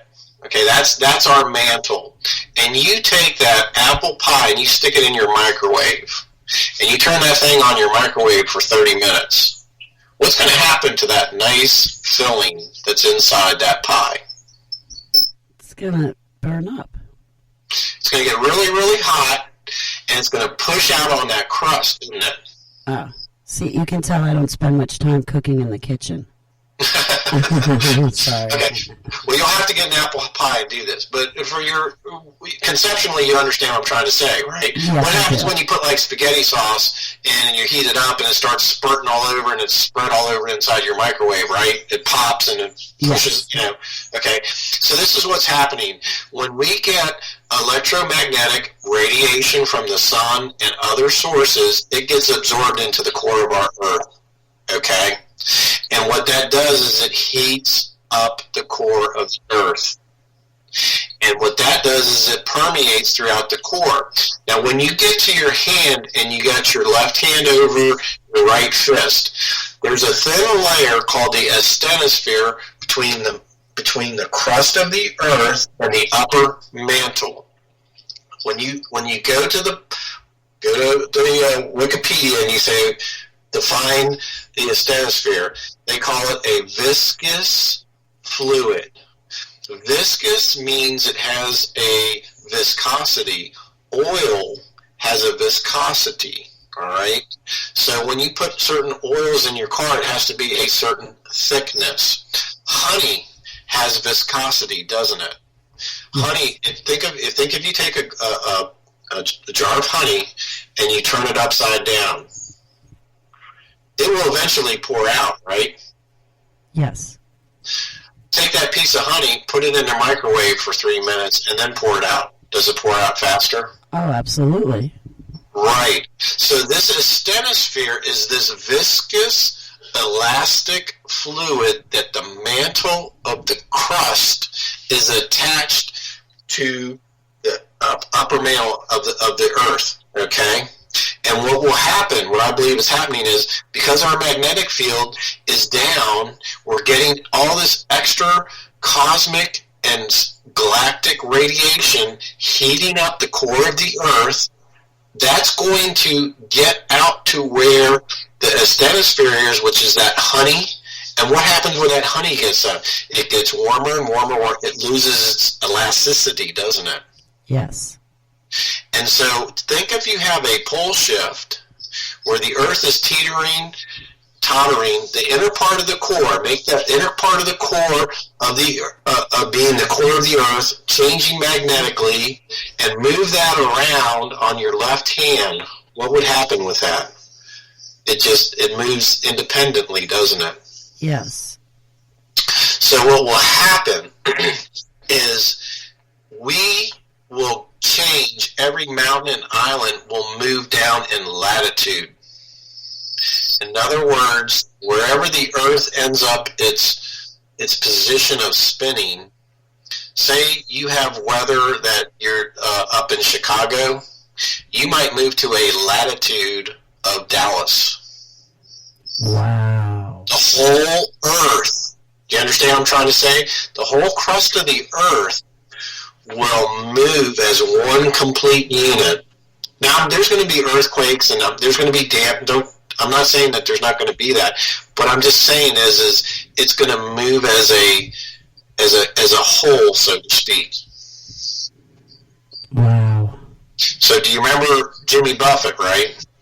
Yes. Do you remember his song "Changes in Latitudes, Changes in Attitudes"? Yes. Wow. People are going to get it. They're going to get an attitude change here pretty soon because their latitudes are getting ready to change. You're literally going to move to a different latitude for the people who are left here on Earth. Wow. So once they get shifted and sifted to another latitude, what are their chances of survival through this? Well, it's about the punishment. Okay, we're talking about the wrath of God and different things. Okay, so it's not over yet. It's just part of the whole thing. What I'm trying to point out is the book. The Bible isn't a science book, but when you look at what it's saying here and you apply scientific, reasonable things, it makes sense. It's alluding to things. If you just look through it, some of these things. Now, is it going to work out exactly like that? I don't know.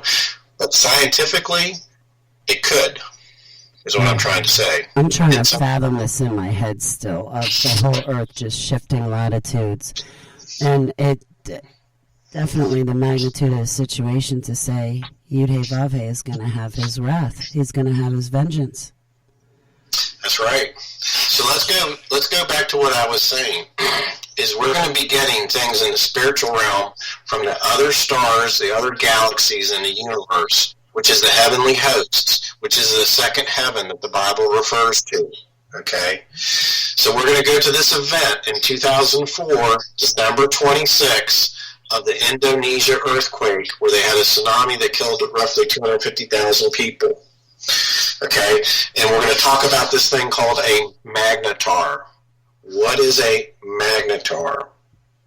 Magnetar is a neuron star believed to have an extremely powerful magnetic field. Like other neuron stars, magnetars are around 12 miles in diameter and have the mass of about 1.4 solar masses. So what's that mean?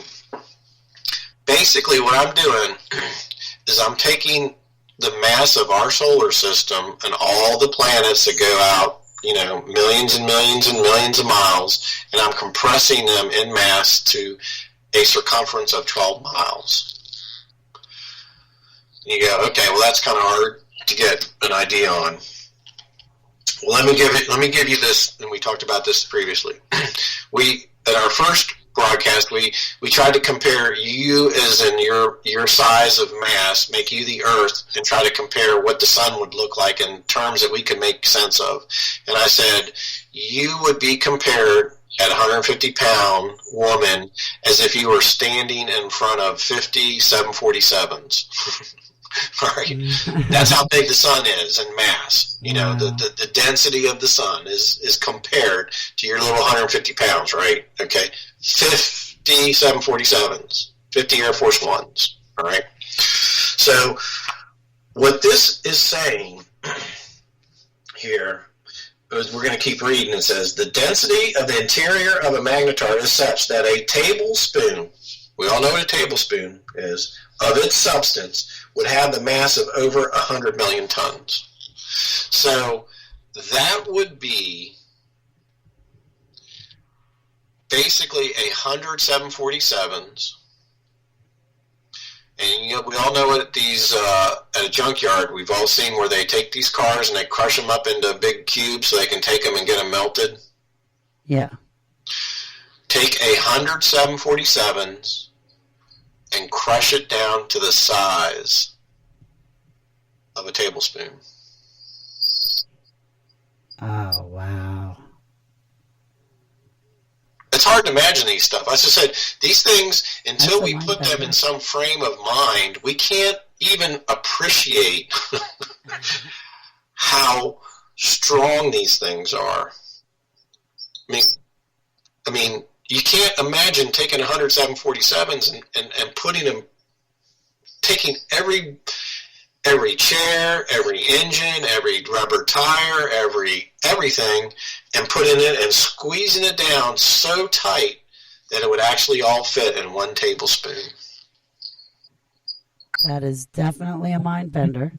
It's a mind bender, okay? So what happened is in 2004, this is what happened, okay? Let me get my paper here so I can read off of it.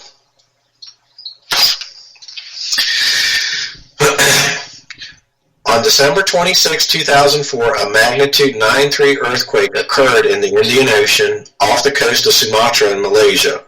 It caused a powerful tsunami which devastated the coastal regions of many countries, leaving over 240,000 people either dead or missing. It was the worst tsunami to affect this area since the 1983 explosion of Krakatoa. The earthquake that produced it was so strong that it exceeded by a factor of 10 the next most powerful earthquake to occur anywhere in the past 25 years. The Indonesian 9.3 Richter scale earthquake, December 26 at 0058 hours Universal Time. So this is where there's a disconnect, where the scientific community is not in agreements of this. But when you start thinking about the magnetic realm like we're talking about, you can understand this, all right? It says, it is then with some alarm that we learn that just 44.6 hours later, gamma ray telescopes orbiting the Earth picked up the arrival of the brightest gamma ray burst ever recorded. So we had the earthquake. 44.6 hours later, we get the brightest gamma rays. Remember, this is the electromagnetic field, electromagnetic spectrum, gamma rays, right? So they come 44.6 hours later after this earthquake. So the scientists are like, well, if it would have came like 5 minutes afterwards, then I guess we could make the connection. But they're like, I don't think I can make the connection when it was almost 2 days later. All right? The gamma ray blast that was picked up by these satellites was more intense than any burst that had ever previously been recorded, equaling the brightness of a full moon, but radiating most of its energy at gamma ray wavelengths. Gamma ray counts spiked to a maximum of 1.5 seconds and then declined over a 5-minute period with pulsations at 7.57. So basically what it's saying is this is how they measure it. They're getting different frequency levels of this gamma ray and they're measuring it. The blast temporarily, listen to what this says. The blast temporarily changed the shape of the Earth's ionosphere, distorting the transmission of long-wave radio signals. Okay? This came from a magnetar that was 20 to 30,000 light years away. Remember, we just talked about a magnetar. This happened 20 to 30,000 light years away, but we received that energy after the earthquake. All right? It says originally, it says the outburst released, listen to this. The outburst released more energy in 1/10 of a second than the sun emits in 100,000 years. So, at the end of the day, this is what they said happened. Okay, a gentleman by the name of Paul LeVolt wrote a book on it. And what he said is we got hit, the Earth got hit at the time of the earthquake with a gravity wave, and the gamma rays followed 44 hours later. Gravity waves travel faster than gamma rays. Okay?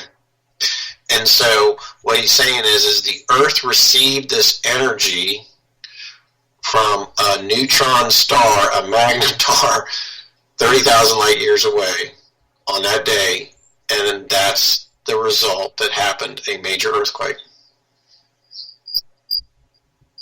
Wow. This is so interesting to me. So when the Bible talks about the heavens are at war, and that Michael's fighting with all these fallen heavenly hosts, these stars, I believe it's a lot more than what we just attribute to its stars. Yeah, it's stars, but it's really an electromagnetic fight up there in the second heaven. Right. And every once in a while, we get bursts of that energy. It depends. We have to be in the right time and place to receive that burst in the universe. The universe is very, very big, okay? So it's like, if you had a gamma ray gun, back in Star Trek, it would send out a signal, and maybe it would go, 10 feet wide at 100 feet, right? Okay. And then it starts to dissipate in its strength. That's what's going on here with the Earth, okay? But we're talking 30,000 light years away. A light year is the speed of light, which is 186,000 miles, per second. All right. Over 20,000 or 30,000 years. So that's pretty fast. That's long distance. Wow. But remember the whole thing. Remember when I started telling you about 10 to 35 zeros. Okay, and I started giving you the example of 12 days, 12 days to 32 days to 32,000 days, and I only went and I covered, basically 12 to 14 zeros. Okay, 35 zeros, everything is connected electromagnetically in the universe, even if it's 20,000 light years away. This is so interesting. From the micro to the macro, and we're all connected, relevant, and relative. Right. So when the Bible says stuff like that we're getting ready to have a pole shift, and that our magnetic field is shrinking, and that when we look here in Revelation about the cosmic disturbances and how every mountain and stuff like this is, we are, the table is being set in the scientific realm of the things that are being prophesized about the Bible, about the end times. Now, could God change that? Yes, absolutely. That's all God has to do is go. But what I'm just trying to point out, if I'm on the right path, I mean, if I'm like kind of in the I'm in the neighborhood, so to speak, on some of this stuff. Okay, it sure seems like all the scientific markers are pointing towards these things. We're heading in that direction in the scientific world. And we're seeing that with our climate, what's going on in the climate. Okay. That's all part of it. That's all part of grand solar minimum. It's all part of the magnetic field. All these things are all tied in together. And then you put in the Bible. And then you put in the condition of man. And all the different things that we talk about. The love of many will draw cold. Then you talk about the New World Order and the beast system, and you can't buy or sell. And Elon Musk, they're going to upload your brain. You're going to be able to take your brain and upload all that information, and you will live in the cloud. Your memories of who you are, you'll be able to identify with that some way. Okay. So intriguing. It's like an over. To me, I don't see how that doesn't make someone realize where we are. Right. Right. And I'm new to all of this, so to speak. But in 2014, when I woke up from MK Ultra programming, but also the fact that Abba had put a calling on my head or on my life, and he has a plan for me, and I think right now I'm fulfilling his plan. But I had asked him, how much longer do we have, before all hell breaks loose? And the answer I got in the spirit was 10, 15 years, the most. And that was back in 2014, 7 years ago. So with what you're telling me is happening with our sun as well as our earth, it really puts me back. And, it makes me stop and definitely appreciate life and things and people around me a lot more when I realize what we're facing and that the Bible prophecy is coming true. I really feel that Revelation will be played out in my lifetime and that I will see Yeshua return with my own eyes in my lifetime, so to speak. So I'm really honored that you came on the show to broadcast all of this stuff with me, Craig, because I find this so fascinating. And I know your time is precious. And again, I do apologize for the first hour and 20 minutes of messing things up. So I apologize. But I was wondering, I wanted to clarify one thing since we're coming up on 2 hours.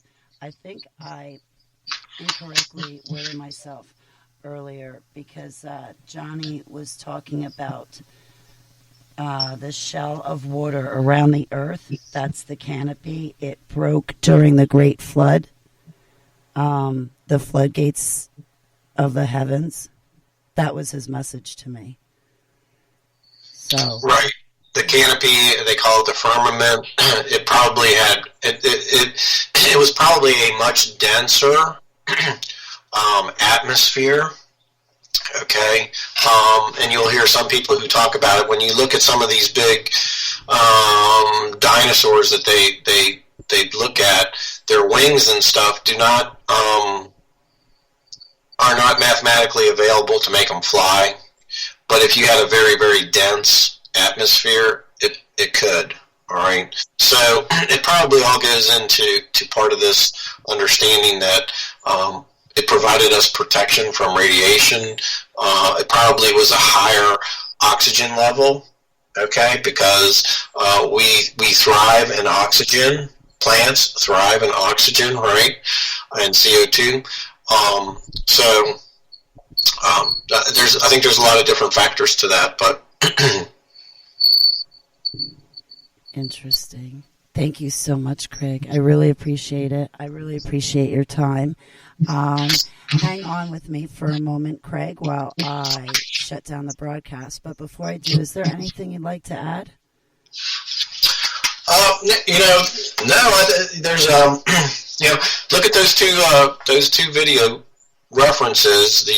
From John Casey, who talks about the cyclic nature of the sun.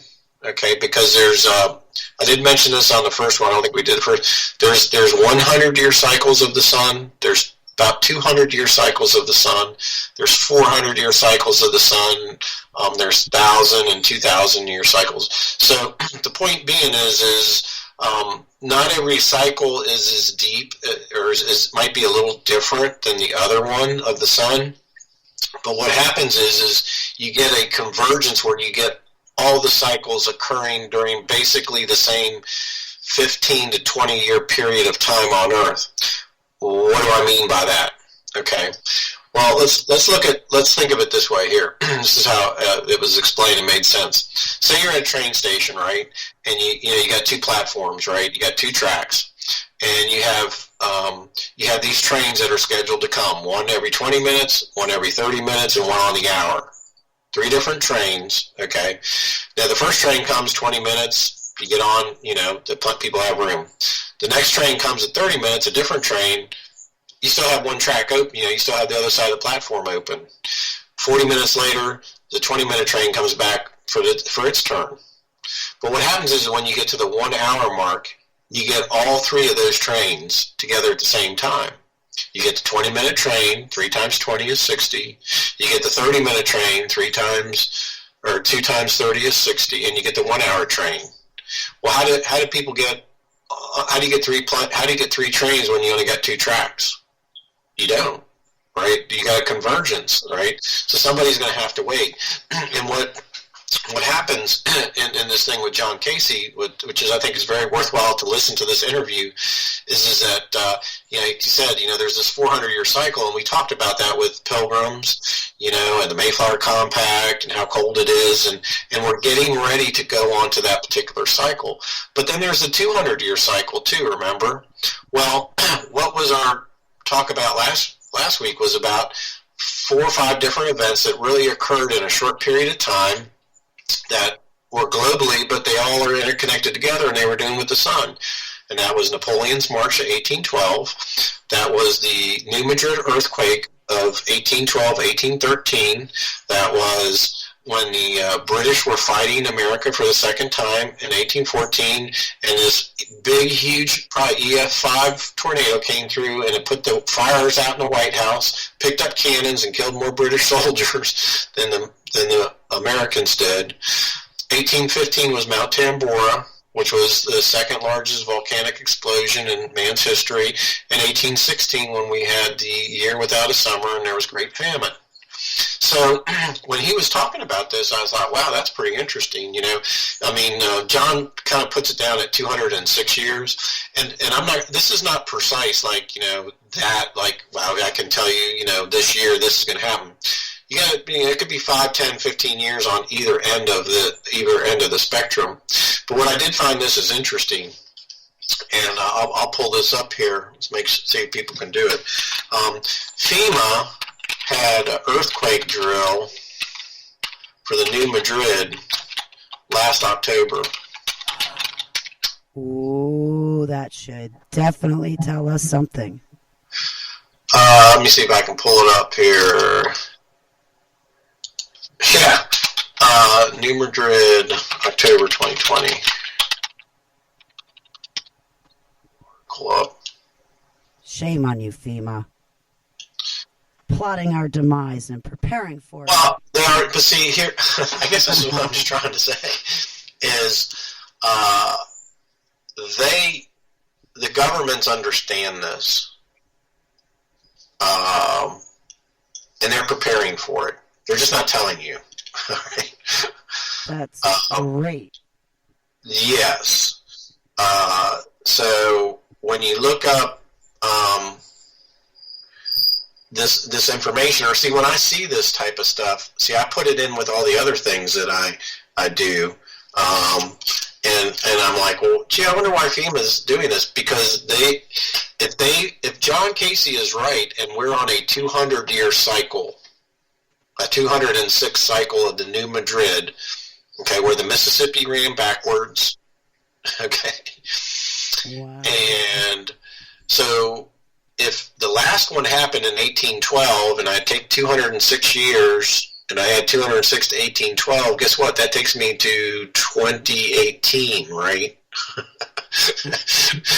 So if this guy John's kind of right about these cyclic points, it's like, wow, maybe there is something there. And maybe the governments know. All right? Wow. And, like I said, just look up the, FEMA and drills and New Madrid seismic zone, government, some of the, because they had this really, really big FEMA drill on it. Like they're getting ready to do this stuff. They're getting ready to try to handle it, because I think they think it's getting ready to happen again. I think it's going to happen again, too. Right, which would also tie in with God's judgment for this country. Yep. Okay? I mean, it's not like everybody's going to church and helping the poor and, spreading the gospel and not having abortion, and men are men and girls are girls and divorce is down. I mean, it's not that God doesn't have plenty of ammunition right, to do that, right? I mean, if we were, that's the sad thing. If we were obedient as a nation, as a people, God would spare us of these judgments. And I hope that people start repenting. I know I've repented for myself as well as my country and nation and everything. I don't want his wrath to be upon me. Mm-hmm. Right. So, anyways, I would just reference that in Chuck Missler's Electro Universe. He'll go into a lot of detail, and he has charts and different things. We don't have those things. And if you feel like, he's like, man, I don't want to. I mean, if you're interested in this, you'll do it. If not, you'll kind of be like, I don't want to, But for those who, this piques their interest, these are the things that help me to understand it. I had to listen to it a couple times, but every time I listened to it, I picked up a little bit more. I read a little bit more. I looked on the computer, and I was like, wow, this is all starting to make more sense. Just like you have a deeper appreciation of the electromagnetic field than you did 4 hours ago, and how that impacts us, and how even major earthquakes happen from star systems that send energy to our Earth, and we get an earthquake. Wow. Well, you've just blown my mind for the past 3 hours, Craig. I am really humbled and grateful that you wanted to do this broadcast, and I definitely want to have you back on, but we will talk about that off air. Okay. And, but I wanted to remind my listeners really quick that coming up April 23rd and April 24th in, I believe, St. Louisville, Ohio, Russ Distar and the SIIU team are holding a training event for 2 days. So if you would like more details or to attend, please go to CoachDaveLive.com fringeradionetwork.com and click under the events tab. And please come join us out in Ohio. It's a really, really great chance to meet Russ, but also to train yourself and get prepared, because we're going to be facing a lot of darkness in the near future. So, well, thank you so much, Craig. I deeply appreciate it. And thank you so much to fringeradionetwork.com for this awesome gear and podcast studio. I'm so grateful and humbled that you totally hooked me up. And thanks again, Craig, for your patience for earlier while I learned the hard way how to use this software. And I'm sorry again that I imposed upon your time. But thank you so much, and I really look forward to having you back. And thank you to my listeners. Okay, Holly, God bless you, and God bless your listener. Thank you, Craig.